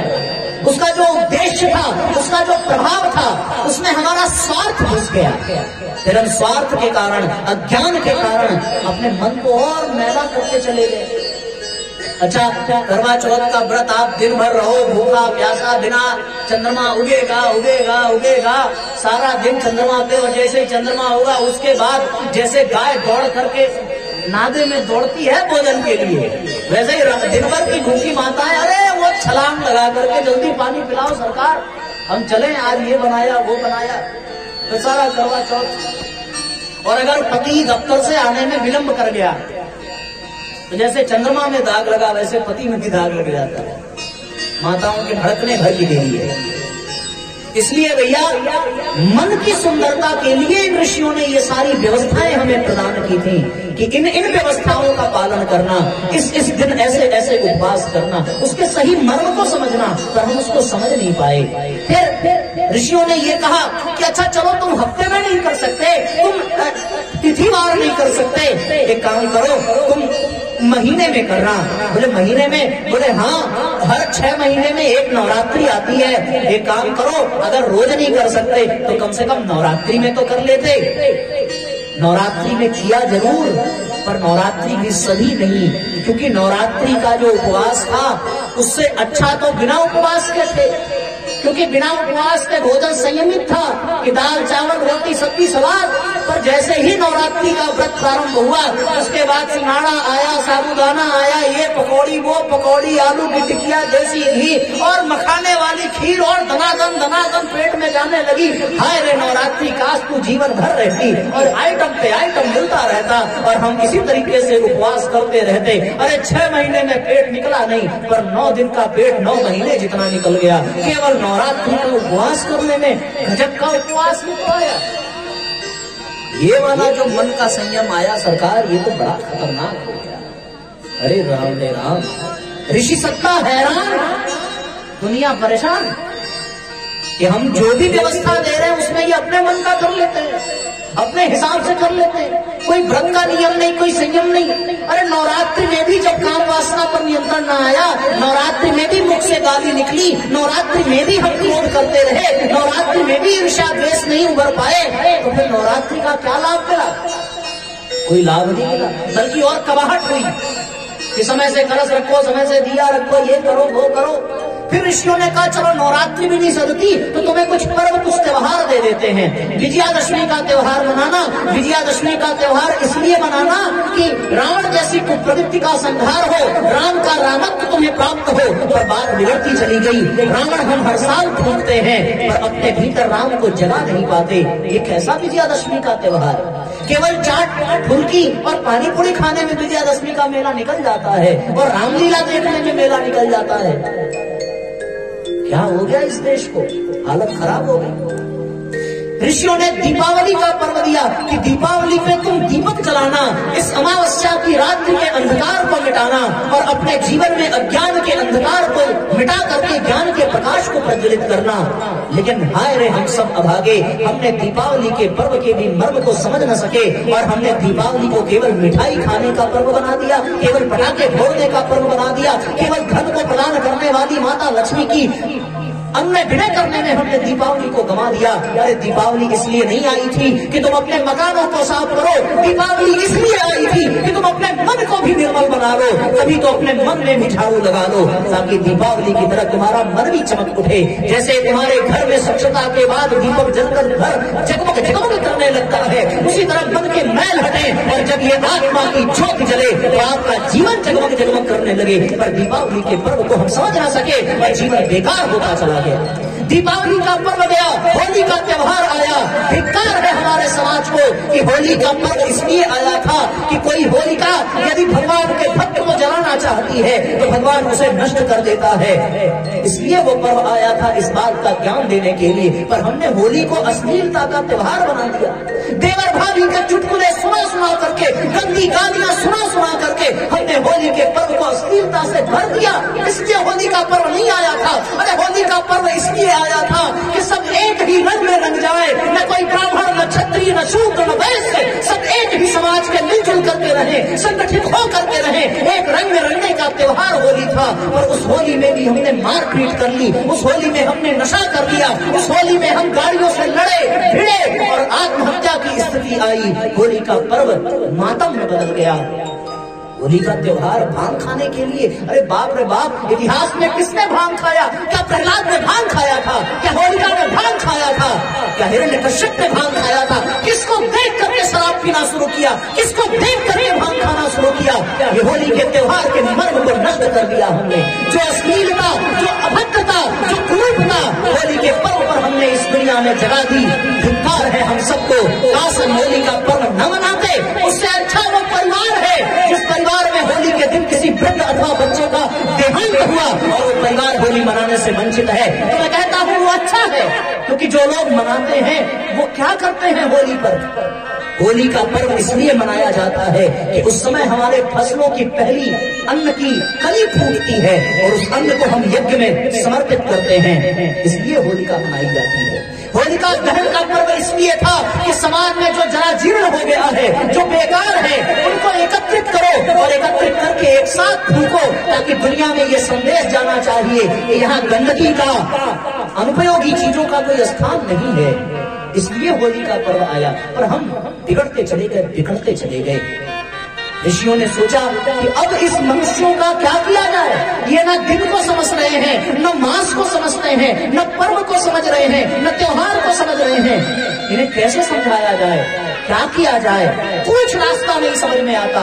सब परेशान, सब हैरान। और फिर ये दुनिया उसका परिणाम देख रही है। आज सब एक साथ आत्महत्या की ओर बढ़ रहे हैं। चारों ओर संकट है, क्लेश है, कलह है, कठिनाइयां है, असंतोष है, अशांति है, दर्द है, दुख है, कष्ट है।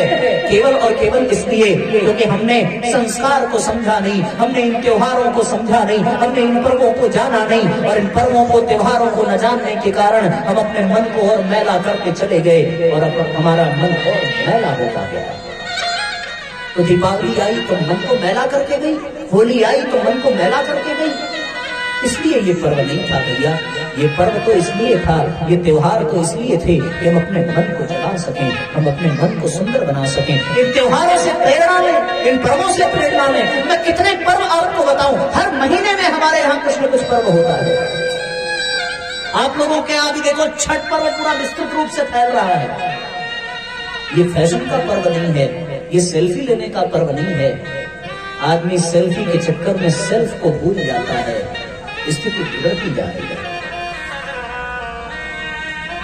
तो विचार करके देखो, मन को निर्मल बनाने के लिए क्या करना पड़ेगा। तो फिर कोई ऐसी अवतारी सत्ता इस दुनिया में आती है जिसे हम सभी परम पूज्य गुरुदेव पंडित श्री राम शर्मा आचार्य कहते हैं, जो हम सबके आराध्य हैं। तो उनसे प्रार्थना करो कि हे गुरुदेव, हमारे इस विकट परिस्थिति से जन्म समाज को नई प्रेरणा दीजिए, नया उत्साह दीजिए, नई ऊर्जा दीजिए, नया विचार दीजिए, नया अवसर दीजिए कि हम उन विचारों को आत्मसात कर सकें, उन प्रेरणाओं को आत्मसात कर सकें और उनको आत्मसात करके हम अपने जीवन को, अपने मन को धन्य बना सकें। तब जाकर के ये बात बनेगी। अन्यथा तो फिर सारे अवसर बेकार होते चले जाएंगे, सारे अवसर बर्बाद होते चले जाएंगे। हम अपने जीवन में कुछ भी नहीं कर पाएंगे। गुरु जी से प्रार्थना, आइए एक साथ एक स्वर में गुनगुनाते हुए प्रार्थना करें। ओम गुरुवर गुरुता दीजिए, हे पावन श्री राम। जन जन के सुख चैन हित कभी न लें विश्राम। हरने को अज्ञान ज्ञान की ज्योति अखंड जलाई। भू पर लाने स्वर्ग योजना, युग निर्माण चलाई। ज्ञान यज्ञ के लिए समर्पित जिनका जीवन सारा, उन सद्गुरु श्री राम चरण में विनम्र प्रणाम हमारा, विनम्र प्रणाम हमारा। दोनों हाथ उठाए, एक साथ जय घोष करेंगे। बोलिए परम पूज्य गुरुदेव की जय, बोलिए गायत्री माता की जय। आज के आनंद के, धर्म के, अधर्म का प्राणियों में भावना हो, विश्व का कल्याण हो, सत्य सनातन धर्म की नमः। पार्वती पतये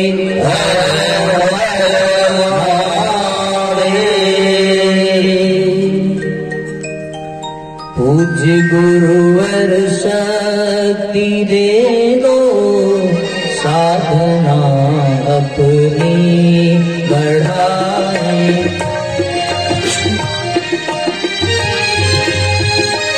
एक साथ तालियां बजाते हुए गुनगुनाएंगे। पूज्य गुरुवर शक्ति दे दो, साधना अपनी बढ़ाए। पूज्य गुरुवर शक्ति दे साधना अपनी बढ़ाए। श्रेष्ठ चिंतन आचरण से, श्रेष्ठ चिंतन आचरण से आपकी गरिमा बढ़ाए। पूज्य गुरुवर शक्ति दे दो साधना अपनी बढ़ाए। पूज्य गुरुवर शक्ति दे दो साधना अपनी बढ़ाए।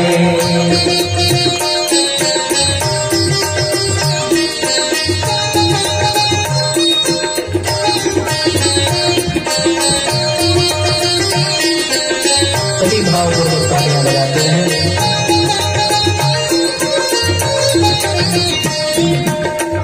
अंग अवयव हैं तुम्हारे, शिष्य भी हैं नयन तारे।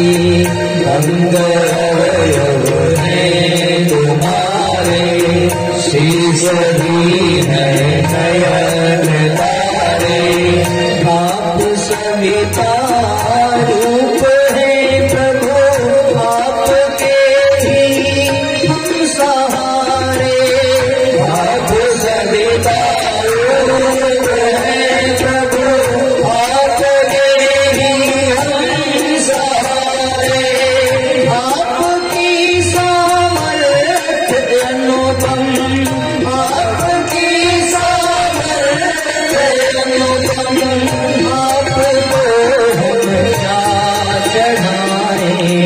श्रेष्ठ चिंतन आचरण से आपकी गरिमा बढ़ाए। श्रेष्ठ चिंतन आचरण से आपकी गरिमा बढ़ाए। पूज्य गुरुवर शक्ति दे दो साधना अपनी बढ़ाए। पूज्य गुरुवर शक्ति दे दो साधना अपनी बढ़ाए।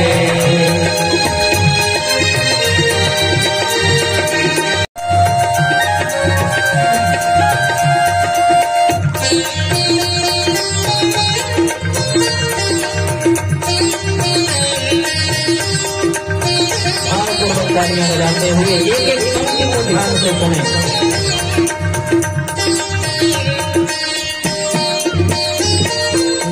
प्यार ही है मंत्र भगवन, स्नेह ममता के उपासक।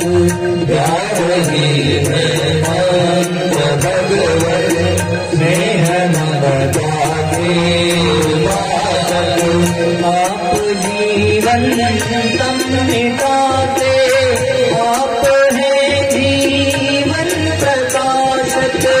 आप जीवन तम मिटाते, आप हैं जीवन प्रकाशक। आप हैं जीवन प्रकाशक। प्रखरता से हम उठे प्रभु, सजल को उठाए। प्रखरता से हम उठे प्रभु, सजल को उठाए। श्रेष्ठ चिंतन आचरण से, श्रेष्ठ चिंतन आचरण से आपकी गरिमा बढ़ाए। पूज्य गुरुवर शक्ति दे दो साधना अपनी बढ़ाए। पूज्य गुरुवर शक्ति दे दो साधना अपनी बढ़ाए।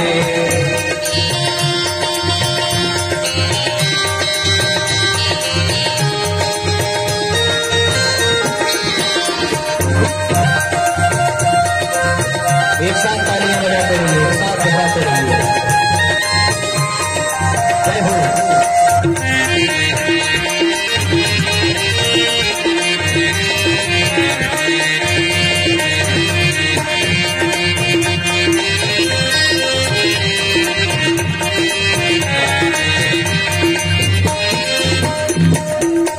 आपका संकल्प है प्रभु स्वर्ग धरती पर उतारे। आपका संकल्प है प्रभु स्वर्ग धरती पर उतारे। पद दलित पीड़ित जनों को प्यार ममता से दुलारे। पद दलित पीड़ित जनों को प्यार ममता से दुलारे। प्यार ममता से दुलारे। आप हैं सर्वस्व भगवन भाव अपना बनाए। आप हैं सर्वस्व भगवन भाव अपना बनाए।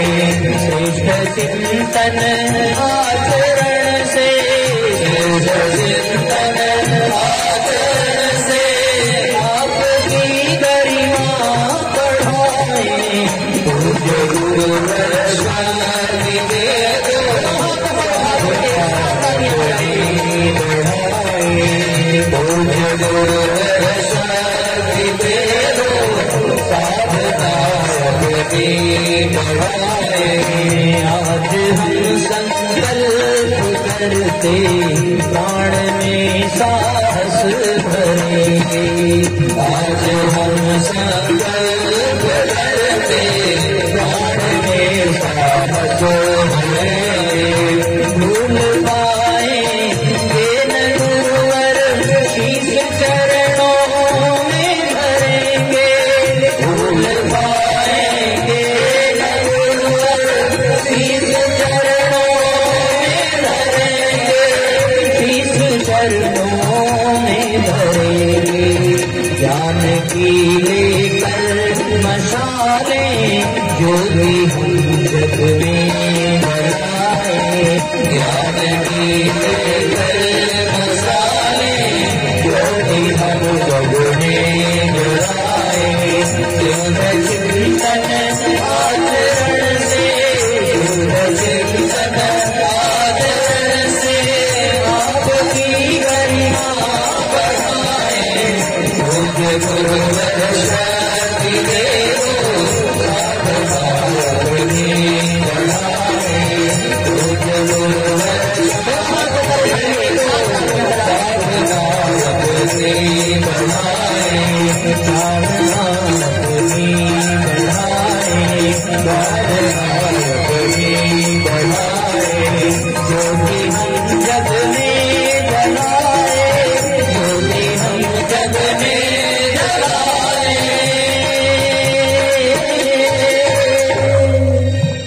बोलिए परम पूज्य गुरुदेव की, बोलिए गायत्री माता की, बोलिए यज्ञ भगवान की।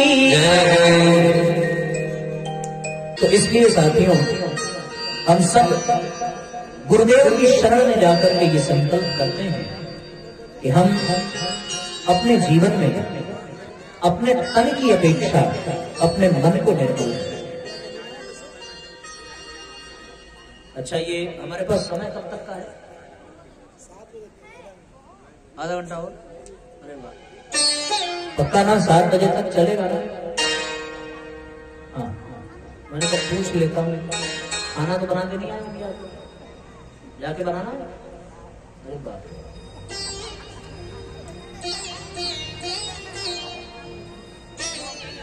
आप एक काम करना, कल से सब्जी बना के आना और आटा गूंथ के आना।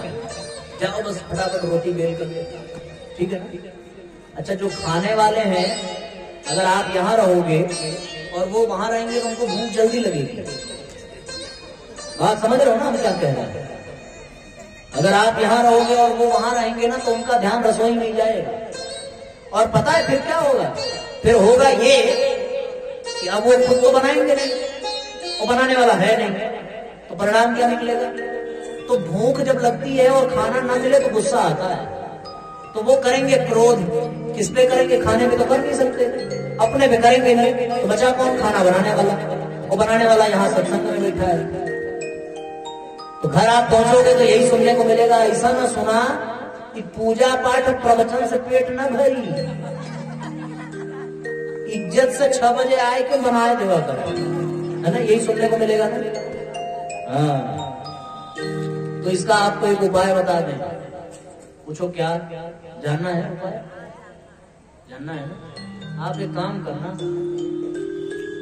जो खाने वाला है उसको आप घर पे मत छोड़ना, उनको आप एक अल्टीमेटम जरूर दे देना कि भैया खाना तब मिलेगा जब हमारे साथ वहां चलोगे। तो मरता क्या ना करता, अब चाहे वो आपके बच्चे हों चाहे पति हो, तो फिर उसे आना ही पड़ेगा। और यहां अगर वो बैठा रहेगा तो फिर एक बात की तो गारंटी है कि हम भूख नहीं लगने देंगे।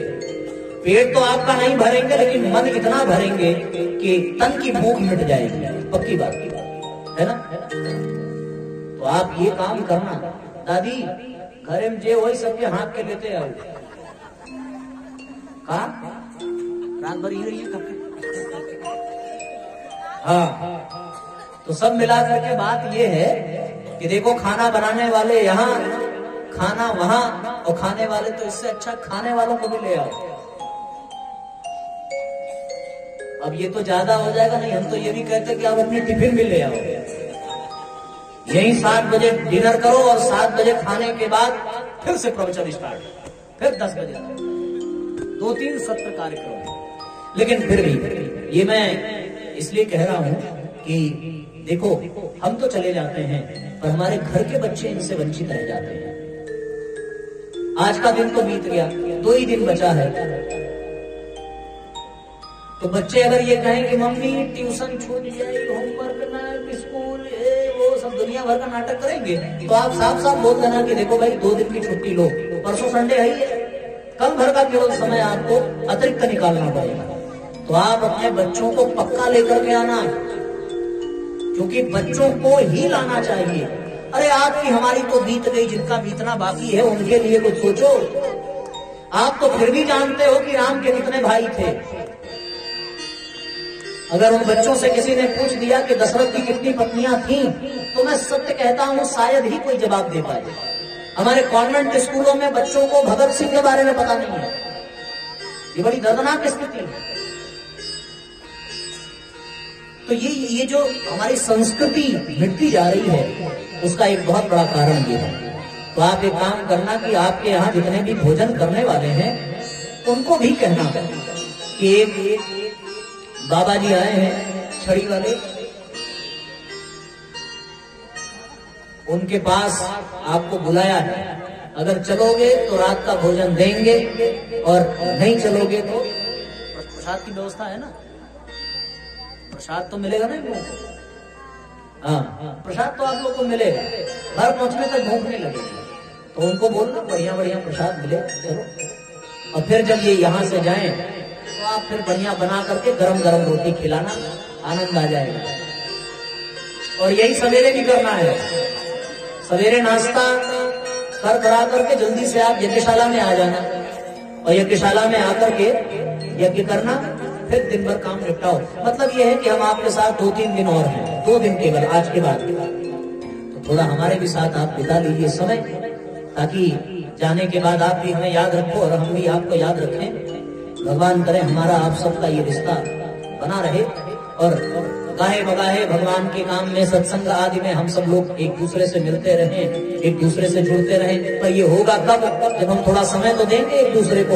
हम तो देने के लिए आ गए अपना घर बार छोड़ करके, तो हम तो 3 दिन के लिए छोड़ करके आए। आप 3 घंटे नहीं छोड़ पाओगे तो बड़ी बेइज्जती हो जाएगी। हाँ, इसलिए 3 घंटे सवेरे छोड़ देना, 3 घंटे शाम को, तो फिर हमारी आपकी खूब जमेगी। इसलिए हमारा छोड़ना फिर सार्थक हो जाएगा, और आप 3 घंटे समय निकाल लेना। तो पक्की बात, आप जो है खाना खाने वालों को भी यही लेकर के आइएगा और उनसे कहिएगा कि यहाँ आओगे तो ही भोजन मिलेगा। ठीक है, ज्यादा उलझना मत, नहीं आए तो हाँ, नहीं इतना नहीं कि उनके चक्कर में आप ही ना आओ, तब तो और घाटा हो। ठीक है, तो लड़ाई झगड़ा मत करना, इसे हाथ जोड़ के करना कि भाई व्यासपीठ का निवेदन है कि आपको बुलाया है। ऐसे जाके कहना एकदम डायरेक्ट कि आपको व्यास जी ने बुलाया है, निमंत्रण हमारा है। तो कल ये आपकी जिम्मेदारी होगी कि जब आप यहाँ बैठे तो पैर रखने की जगह ना हो, फिर आपके घर वाले इधर और आप इधर, ऐसे तो आनंद आ जाएगा। ठीक है ना? इतना काम आप करना। हमारे पता चला कि चौबे जी का थोड़ा स्वास्थ्य गड़बड़ हो गया था, तो इसलिए वो थोड़ा प्रचार प्रसार ऐसा वो कहते हैं, हमें तो लगता है कि उनकी गुरु जी की कृपा की सवेरे के भी समय में ठीक ठाक समझा रही, और इस समय भी आप उपस्थित हैं, तो अब थोड़ी आप उनकी मदद करो और अपने घर वालों को भी उठा करके ले आओ, अगर उठने लायक हो तो फिर उनको खाना पीना आप देना। अब आइए हम अपने विषय की ओर चलें। बात इतनी चल रही थी कि जीवन में तन की सुंदरता के साथ साथ मन का सौंदर्य होना चाहिए, और मन का सौंदर्य हमें कब प्राप्त होगा? जब हम अपने मन को सत्संग और स्वाध्याय में लगाएंगे। जीवन में यह होना चाहिए। सत्संग से भगवान के प्रति प्रेम का, अनुराग का भाव बढ़ता है, और जीवन में जब हम सत्संग के माध्यम से परमात्मा की कृपा प्राप्त करते हैं तो हमारा जीवन धन्य बन जाता है। हर व्यक्ति आनंद चाहता है, हर व्यक्ति शांति चाहता है, हर व्यक्ति संतोष उल्लास चाहता है, और वो इस सुख को, इस संतोष को, इस शांति को सदैव ढूंढता रहता है, पर उसे वो कहीं मिलती नहीं है, और नहीं मिलती तो ऐसी स्थिति में उसका मन खिन्न रहता है। उसने सुख के लिए, संतोष के लिए अपने अपने घर बनवा लिए, गाड़ियां खरीद ली, फिर भी उसे सुख और संतोष न मिला। उसने अच्छे अच्छे कपड़े पहन लिए, अच्छा भोजन कर लिया, अच्छी सुख सुविधाएं कर ली, अच्छे अच्छे रिश्ते बना लिए, फिर भी उसे संतोष न मिला, सुख न मिला, आनंद न मिला। तो फिर क्या हुआ? फिर हुआ ये कि वो व्यक्ति अधूरा का अधूरा रह गया। अब ऐसी स्थिति में वो आनंद, वो सुख, वो पूर्णता कहां है? परमात्मा से मिल जाने के कारण है। यदि भगवान मिल जाए, यदि वो प्रभु से संयोग बन जाए तो फिर आनंद आ जाता है। तो प्रभु के संयोग के लिए, परमात्मा की प्राप्ति के लिए मन का निर्मल होना आवश्यक है, मन का सुंदर होना आवश्यक है। भगवान तन को नहीं देखता, भगवान मन को देखता है।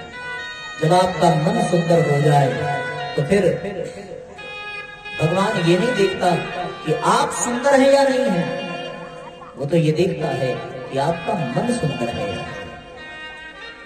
भगवान के सामने शूर्पणखा पहुंची, और शूर्पणखा ने पहुंच करके विवाह का प्रस्ताव रखा कि तुम सब पुरुष न मोसम नारी, यह संयोग विधि रचा विचारी।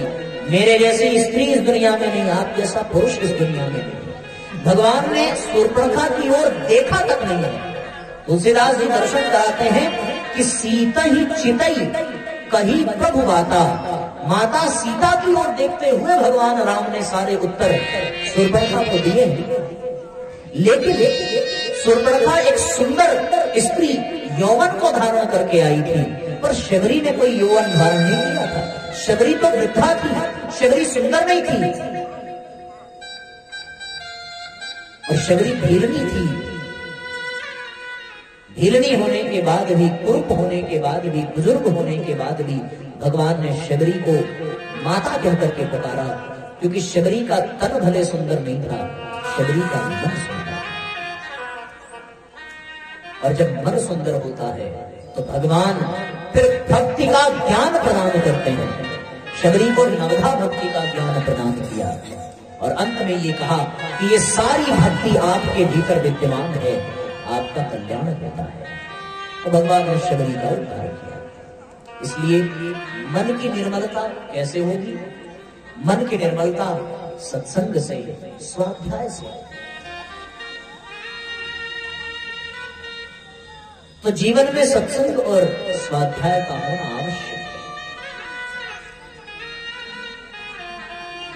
पहली भक्ति ही है भगवान के कथाओं आध्यात्मिक चिंतनों में मन को लगाना। प्रथम भगति संतन कर संगा, प्रथम भगति संतन कर संगा, दूसरी रति मम कथा प्रसंगा, दूसरी रति मम कथा प्रसंगा, बड़े भाग पाइय सत्संगा, बड़े भाग पाइय सत्संगा, बिनहु प्रयास होई फल भंगा, बिनहु प्रयास होई फल भंगा, बिन सत्संग विवेक न होई, बिन सत्संग विवेक न होई, राम कृपा बिन सुलभ न सोई, श्री राम कृपा बिन सुलभ न सोई, एक घड़ी आधी घड़ी आधी में पुनिया, ऐसी संगत साधु की कटे कोई अपराध, सठ सुधरहि सत्संगति पाई, जग सुधरहि सत्संगति पाई, पारस परस सुभात सुहाई, पारस परस सुभात सुहाई, पारस परस सुभात सुहाई, पारस परस सुभात सुहाई। राम ही सुमिरिय गाय राम ही, संतत सुनिय राम गुण ग्राम ही, मात मिले पुनितात मिले, सुत भ्रात मिले जुबती सुखदाई, राज मिले गज बाज मिले, सब साज मिले मनवांछित पाई, लोक मिले विधि लोक मिले, सुर लोक मिले वैकुंठ ही जाई, सुंदर एक मिले सब ही एक, संत समागम दुर्लभ भाई, संत समागम दुर्लभ भाई। संतों का सानिध्य, सत्संग का लाभ बहुत दुर्लभ है, बड़े सौभाग्य से मिलता है। आप अपने आप से पूछो कि आज से पहले आपको कब सत्संग का लाभ मिला था? क्या 1 महीने पहले मिला था? बताओ। नहीं ना?